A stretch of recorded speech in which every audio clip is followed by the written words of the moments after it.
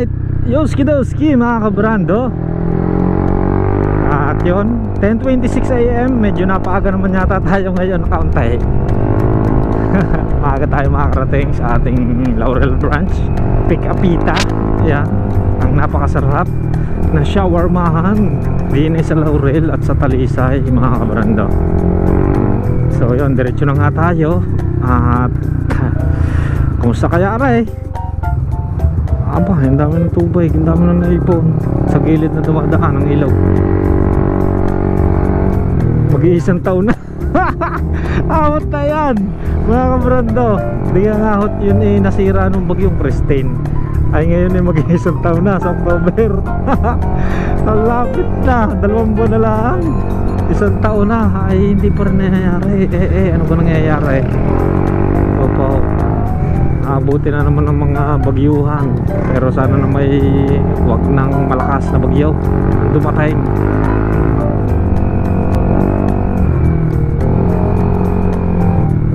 Wow, i-check muna uli natin ang susi.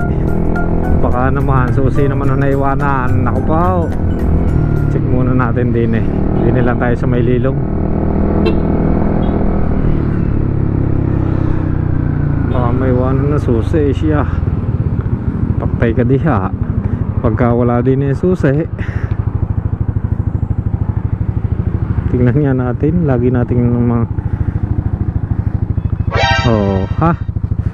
ang sinasabi na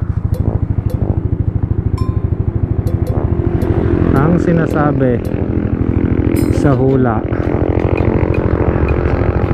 wala nga din pucha, wala din hawat na yan na sadyang makakalimutin. Ay, pabubuksan na lang natin kay Kuya Nong. Hawat na yan ay, makakalimutin talaga. Ang init.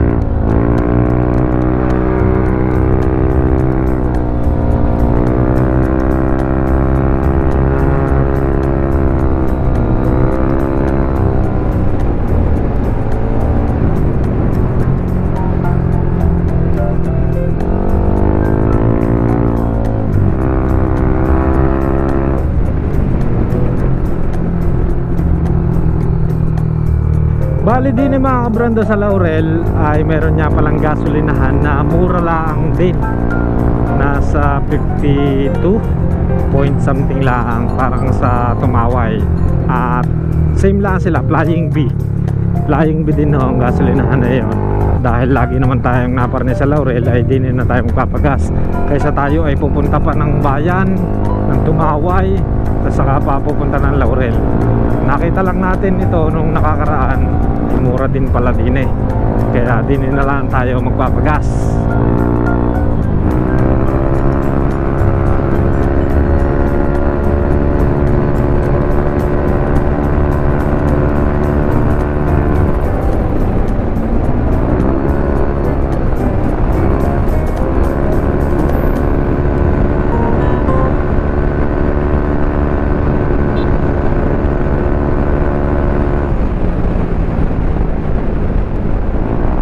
Nandito na tayo sa bayan. Papagas muna tayo. Sakto, 1 bar na. Ayan na, malapit na tayo mga kabrando. Flying B. Yan 52.50 lang. Wow, mura. Ang init. Dito tayo sa Verde.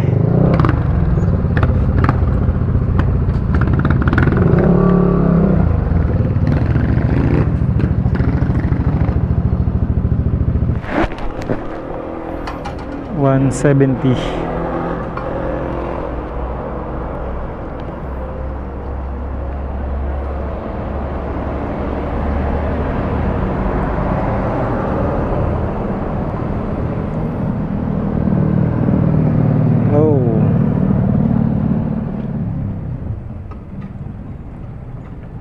Yun, puno. Sakto. Ito po. Sakto.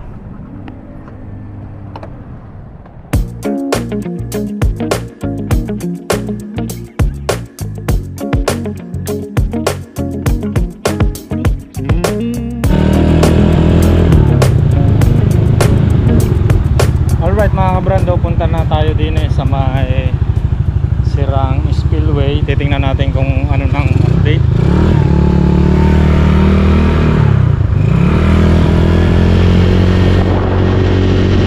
Titingnan lang natin kung inayos na nila yung kabiyak na kalsada.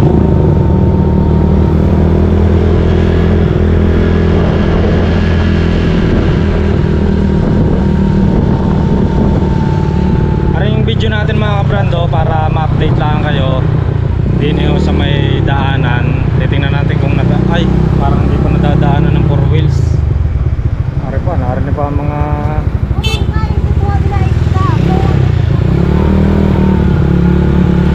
narinig pa mga Egypt. Hindi pa yata nakakalampas. Ay oo, motor yun. Meron ng update mga kabrando. Nilagyan na nila ng sementado. Pareho semento na. Okay, lapitan lang natin din Yan. Paparada lang tayo din mga kabrando sa kabila.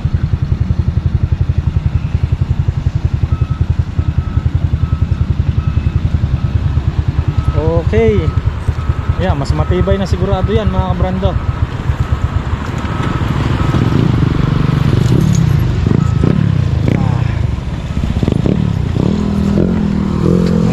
Alright mga kabrando, arena, nandito na tayo sa Sirang Spillway na ginawa na nila. At arena, sementado na. Ayan. Yan na yung update mga kabrando. Mas matibay na yan at medyo yun, pa-slant para dire-diretso nga naman yung tubig dito sa may parting ito ng ilog. Yan. Okay, ating lalibutin mga kabrando. At kaya nga nasabi ko, mas pinatibay yan. Nilagyan nila ng recrap. Recrap na yan mga kabrando. And then ayan, meron siyang sheet file na nilagay na pampatigas. Kung matatandaan nyo doon sa ating huling bisita din sa may spillway, meron na siyang itinayo na mga sheet pile nakatindig na ganyan para mas matibay kahit pa lumakas yung baha doon. Ayan o, tapos makapal yung ginawa nila din na recrap. Yan o, makapal. Okay, tahan lang natin. Tapos lalagyan din nila ng barrier. Yan o, dire-diretso hanggang doon yan, nakaabang na yan.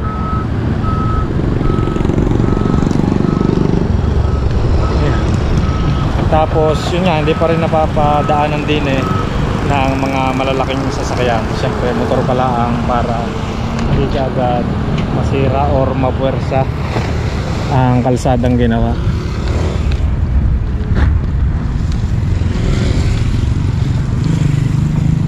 Yan na. Yan na ang update mga kabrando.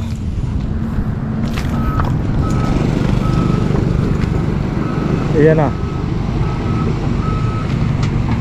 ang update sa nasirang bahagi. Yun, tingnan nyo mga kabrando, halos kalahati talaga. Kalahati talaga yung nawasak. Kalahating kalsada, tapos kalahati din doon. Hatian talaga. Buti hindi nga nasira rin kabila. At lalong wala nga madadaanan kung aray nasira. Tapos din inipon yung mga lupa at buhangin din sa kabilang parte. Yan. Tingnan natin din yung daluyan ng tubig, yung butas, yung pinaka culvert. Yan. Wow, ang sarap ng hangin mga kabrando. Buti na lang hindi mainit yung pagpunta natin din. Medyo makulimlim na naman at nagbabadya na naman ang ulan sa banda doon. Kung hindi nyo may tatanong mga kabrando, laging din nagmumula ang habagat sa Laurel. Mula doon sa may Lemery papunta dito, talagang nauunang ulanin ang Laurel bago ang Talisay. Siyempre habagat nga ho. Yan, natanggal na naman nila yung iba, yung ibang mga bara, yung ibang kahoy. At lahat halos nadadaanan. Oy, ito lang palang isa. Ito konti lang, may konting bara pero madali namang kalasin. Tapos are, yan ang bara. Dito halos hindi umaagos dahil nga nabaraan, pero at least iisa lang. Tapos yun nga, pinalalim na nila. Dati nga mataas na yung nahagip din ng dala ng baha na lupa. Medyo tumaas, parang nahukay na nila din para lumalim at lumaki uli yung butas ng culvert. Ate, yan na ilog, ang lakas ng agos, tapos ang labo.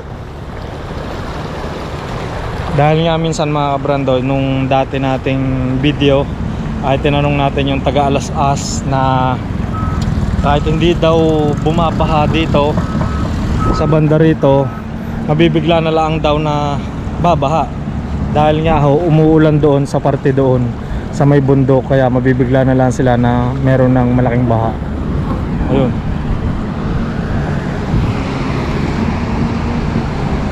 Tapos yun, sina kuya, diretso na ang sheet file doon na itinayo.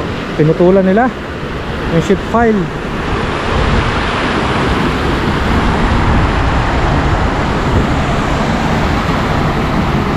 Ito may bara din, nabarahan, halos walang umagos itong magkabila.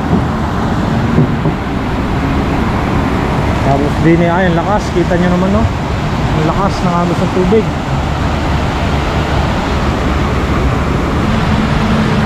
Dini tayo sa nagbabako, yan nililinis nila.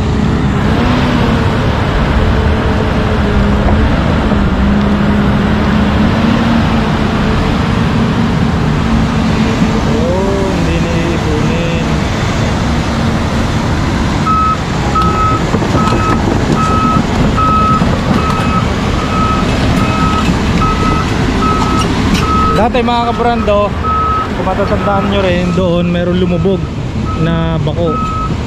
Parang rin nga yun, dahil sobrang lambot ng buhangin, dahil nga sa tubig lumubog. Pero yun o, matigas, dire-diretso lamang ang bako.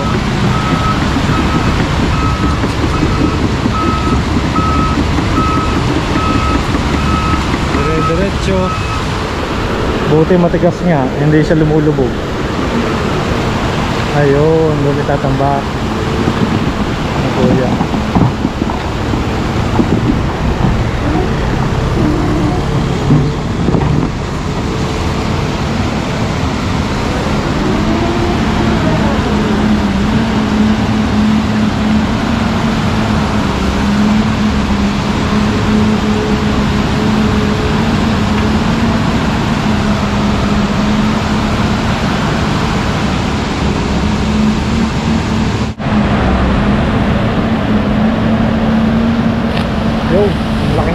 Kahoy.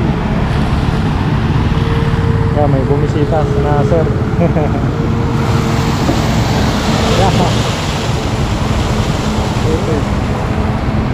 Okay, puntahan naman natin din sa kabila. Tatay din yung mga pinutol na sheet file. Yun ho, putol-putol na ang sheet file. Hindi na siya mataas or ibinaon. Hindi pala pinutol, ibinaon mga kabrando. Ibinaon ng sagad para matibay. Yan, dire-diretso na hanggang doon, kapantay yung kabilang dulo, para hindi rin nga masira. Ito daw ay may sheet file, sabi nung napagtanungan natin dati nung hindi pa nagagawa yung nasirang spillway, yung kabiyak na bahagi. Dito daw sa kabilang ito nilagyan nila ng sheet file, kaya daw matibay, hindi basta nadala nung kalakasan ng ulan, nung ilang araw na ulanan.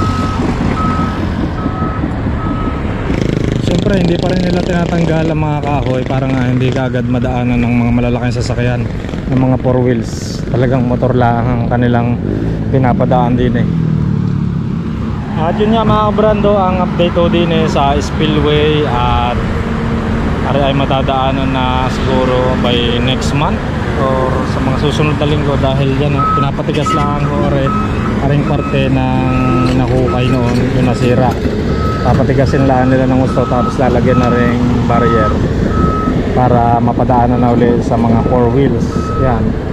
Punta na tayo sa may nasirang kalsada doon ho sa may papunta ng Malagaslas. Titingnan natin mga kabrando kung nangyari na din yung putol.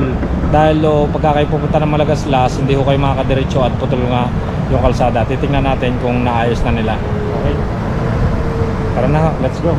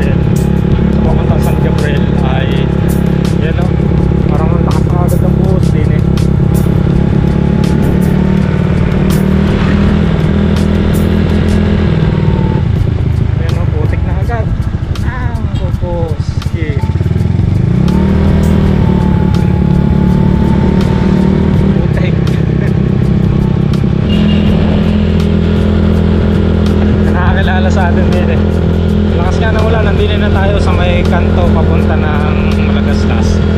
Atin lang silipin din mga kabrando yung kalsadang putol kung nangyari na or hindi pa.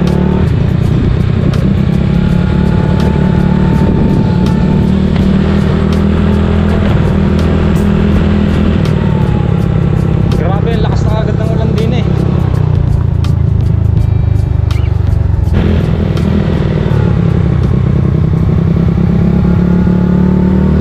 malapit na tayo mga kabrando.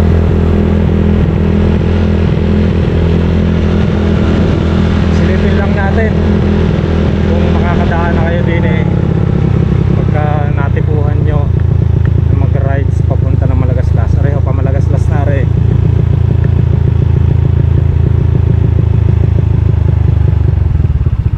Putol pa po ko yan daan. Ay putol pa. Okay, tingnan natin mga kabrando, putol pa daw.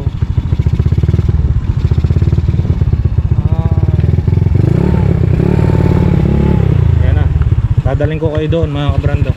Silipin lang natin.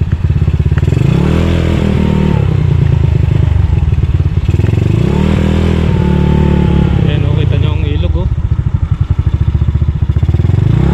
Ang putik ng ilog.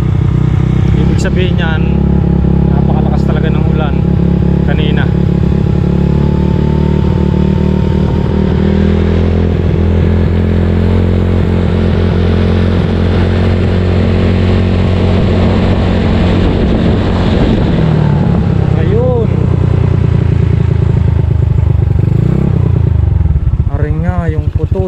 Kalsada.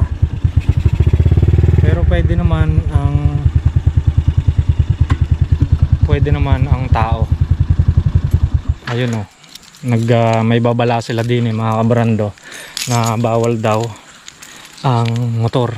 Pakiusap lang, wag mo nang ipasok ang motor. Areho oh. Pakiusap po, bawal pong ipasok ang mga motor.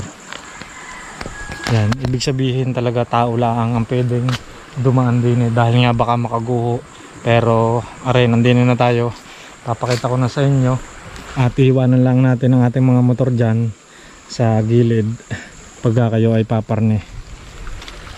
Ito biyak na. Ayun, guhab na oh. Pati sa parting doon. Buti mayroon pang natirang daan ng tao. Tapos are, yan yung bumagsak mga kabrando. Are, papakita ko sa inyo.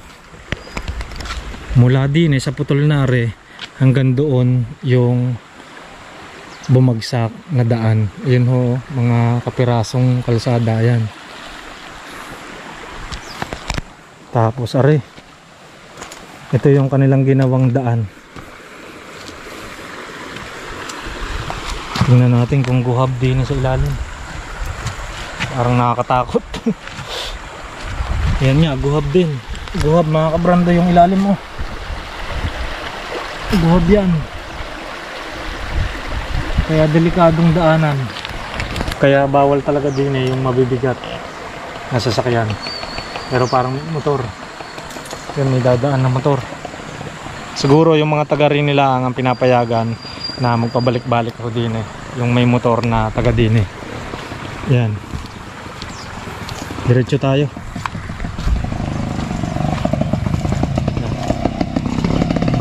Kuya. Ayun, no. Pero napakadelikado talaga. Tapos madulas pa. Medyo madulas pa yung kahoy.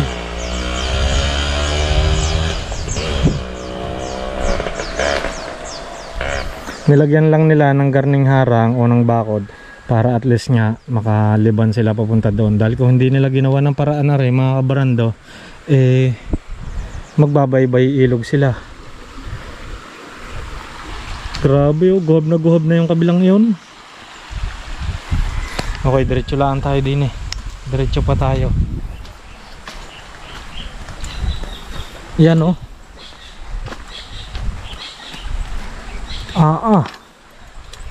Tapos are, talagang guhab. Nilagyan lang nila ng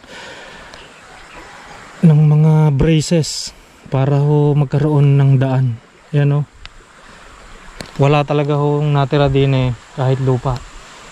Nilagyan lang nila ng brace para at least may pagpapatungan ng mga kahoy na yan na madadaanan.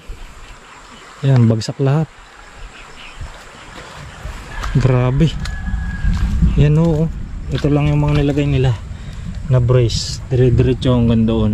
Tapos ito nilagyan nila para pinaka pampatigas, pampatibay. Pero humahabyog. Huwag nating ihabyog at baka tayo makadiretso. Yan no, nakakatakot.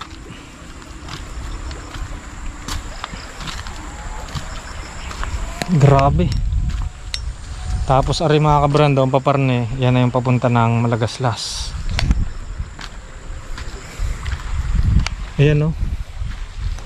As in wala talaga sa ilalim. Wala talaga. Walang naghahawan na lupa. Nilagyan lang talaga nila ng kawayan at saka yung mga kahoy. Pinaka brace. Yan no, bagsak na bagsak talaga. Grabe.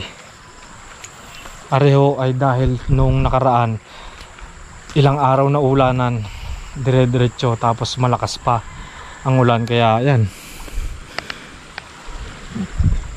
nung lumakas ang agos ng ilog, sigurado yan yung tinamaan, naukab na naukab, kaya yan bumigay talaga.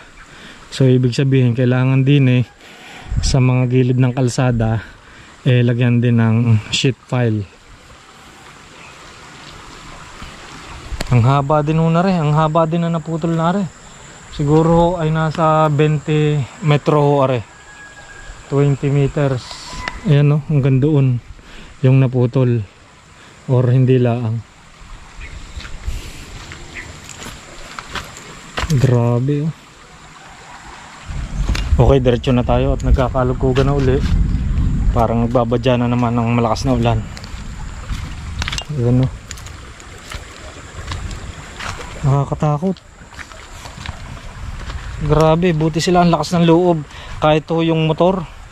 Tapos ang kasan pa, yung dumaan kanina, sina kuya. Ay nakakatakot talaga din Pagka isa pang lakas ng ulan na dire-diretso ay kuwan, baka ho aray tuluyan ng mahadhad hanggang dinay. Pero wag naman sana. Areho, may dadaan na uling motor. Yung mga taga rin nila ang pinapadaan nila. Dahil syempre mahirap naman mapuwersa yung daan. Baka ako makabigay ka agad.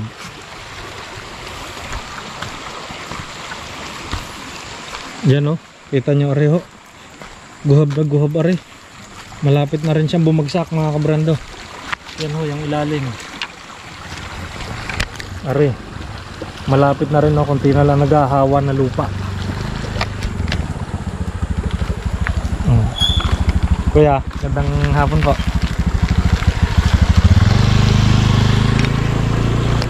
Yan mga kabrando. Yan ang update din sa daan papunta ng Malagaslas. Doon sa mga magra-rides ay di ninyo lang humaiiwanan ng inyong mga sasakyan or mga motor hanggat hindi pa ho nayayari-yari. Dahil delikado talaga pagka nagkasunod-sunod ang motor o yung mga tao na dadaan ay baka makabagsak yung ginawa nilang pinakapansamantalang daanan. Sana ay hindi na ho tamaan pa uli ng malakas na bagyo or mga malalakas na ulan or baha para hindi na masira pa ng tuluyan ho are.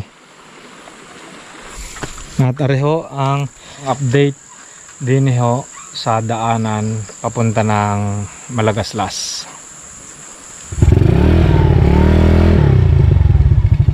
Tapos areho nabiyak din. Bumitak na mga kabrando. Delikado na rin pala huwari. Delikado na rin bumitak na.